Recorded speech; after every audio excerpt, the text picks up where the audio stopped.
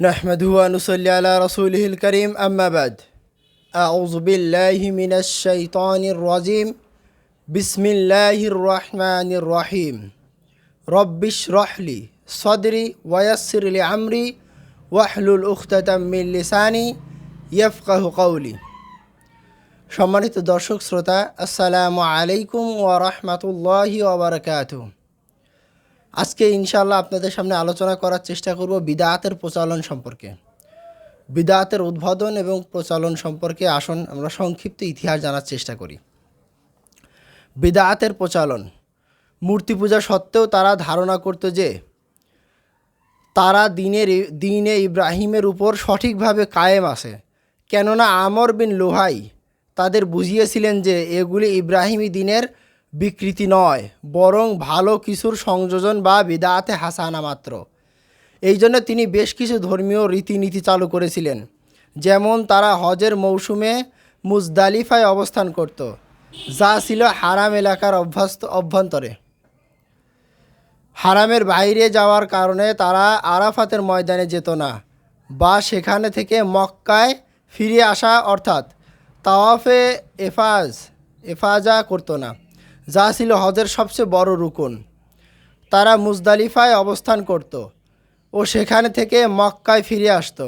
সেই জন্য আল্লাহ নির্দেশ দেন, অতঃপর তোমরা ওই স্থান থেকে ফিরে এসো তাওয়াফের জন্য যেখান থেকে লোকেরা ফিরে আসে, অর্থাৎ আরাফা থেকে। সূরা বাকারা 2 নম্বর সূরা 199 নম্বর আয়াত।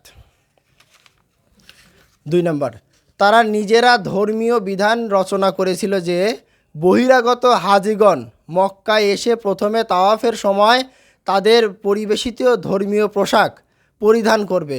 সম্ভবত এটা তাদের অর্থনৈতিক স্বার্থদুষ্ট বিধাত ছিল।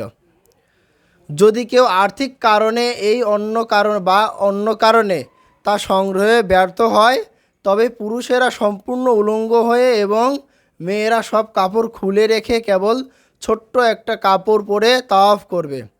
এতে তাদের দেহ এক প্রকার নগ্নই থাকত। ইবনে আব্বাস রাদিয়াল্লাহু তাআলা আনহু বলেন, পুরুষেরা দিনের বেলায় ও মেয়েরা রাতের বেলায় তাওয়াফ করত। তাদের এই অন্যায় প্রথা বন্ধ করার জন্য আল্লাহ আয়াত নাজিল করেন, হে আদম সন্তান, প্রতি সালাতের সময় তোমরা সুন্দর পোশাক পরিধান করো। হে আদম সন্তান, প্রতি সালাতের সময় তোমরা সুন্দর পোশাক পরিধান করো। সূরা আরাফ 7 নম্বর সূরা 31 নম্বর আয়াত। তাদের থেকে হুমস পোশাক কিনতে বাধ্য করার জন্য তারা এই বিধানও করেছিল যে যদি বহিরাগত কেউ উত্তম পোশাকে এসে তাওয়াফ করে, তাহলে তাওয়াফ শেষে তাদের ওই পোশাক খুলে রেখে যেতে হবে, যার দ্বারা কেউ উপকৃত হতো না। ইবনে হিশাম 202। তাদের বানানো আরেকটা বেদাতি রীতি ছিল যে তারা এহরাম পরিহিত অবস্থায় স্ব বাড়ির সম্মুখে দরজা দিয়ে প্রবেশ করবে, কিন্তু বাকি আরবরা সকলে স্ব বাড়ির পিছন দিক দিয়ে গৃহ প্রবেশ করবে, সম্মুখ দরজা দিয়ে নয়। এভাবে তারা তাদের ধার্মিকতার গৌরব সারা আরবের ঘরে ঘরে ছড়িয়ে দিয়েছিল। এই প্রসঙ্গে আল্লাহ তাআলা বলেন, পিছনের দরজা দিয়ে গৃহে প্রবেশ করার মধ্যে কোনো কল্যাণ নেই, বরং কল্যাণ রয়েছে তার জন্য যে আল্লাহকে ভয় করে। অতএব তোমরা গৃহে প্রবেশ করো সম্মুখ দরজা দিয়ে। সূরা বাকারা 2 নম্বর সূরা 189 নম্বর আয়াত।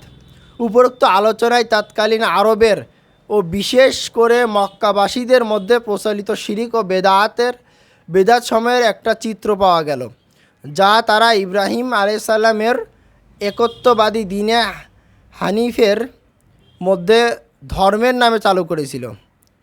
আর এটাই ছিল বড় জাহেলিয়াত, এবং এই জন্য এই যুগটিকে জাহিলি যুগ বলা হয়েছে। আল্লাহ তাআলা বলেন, যারা বিশ্বাস স্থাপন করেছে আল্লাহ তাদের অভিভাবক, তিনি তাদেরকে অন্ধকার হতে আলোর দিকে বের করে আনেন। আর যারা অবিশ্বাস করেছে শয়তান তাদের অভিভাবক, তারা তাদেরকে আলো থেকে বের করে অন্ধকারে নিয়ে যায়।